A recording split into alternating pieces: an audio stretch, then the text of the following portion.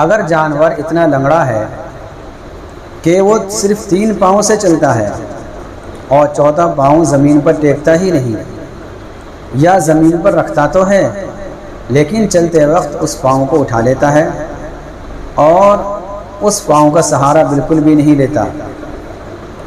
تو ایسے جانور کی قربانی کرنا درست نہیں ہے،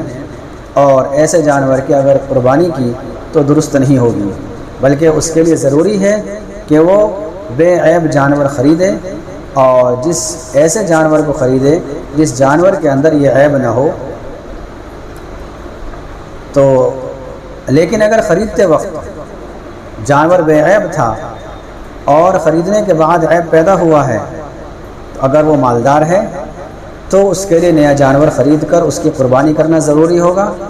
اور اگر وہ خریدار غریب ہے، شریعت کی طرف سے اس پر کوئی قربانی واجب نہیں ہے، اس کے لیے ایسے جانور کی ہی قربانی کرنا ضروری ہوگا، اس کے لیے نیا جانور خریدنے کی ضرورت نہیں ہے۔